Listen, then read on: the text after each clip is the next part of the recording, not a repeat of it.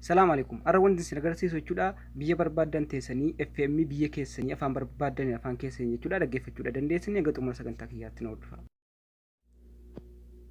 Google Chrome keessa seentanii raadiyoo Garden jettaniitti kan isin bareetanu sana booda raadiyoo Garden kan jedhu bifa linkiitiin isinii dhufa yeroo jalqabaatiif kan isinii dhufa kana see tokkoof cuqaastan jechuudha. Hogga isin cuqaastanii haala kanatti isinii baha.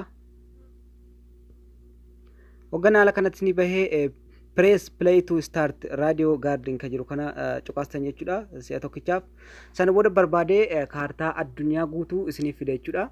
Kun haala kanaan isin addunyaa kana keessa amma Itoophiyaa waan dhaggeeffataa jiruuf Addis Ababaa kan jedhu kana naaf fide biyyoota barbaadan dhaggeeffachuu dandeessanii Itoophiyaa qofaa miti kaartaa kana jechuudha akkana naannessan jechuudha.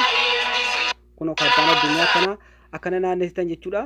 Wanni akka magariisaa ifu kun raadiyoodha jechuudha hundinuu kun Ordoon Kaartuum kunoo asirratti dubbifachuu dandeessanii kunoo isiniif deema jechuudha.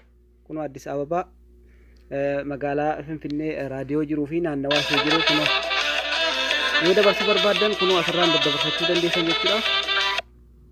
Biyyoota barbaadan teessanii raadiyoo biyyoota barbaadanii dhaggeeffachuu dandeessan kunoo haala kanaan dabarsitanii dhaggeeffachuu dandeessan jechuudha.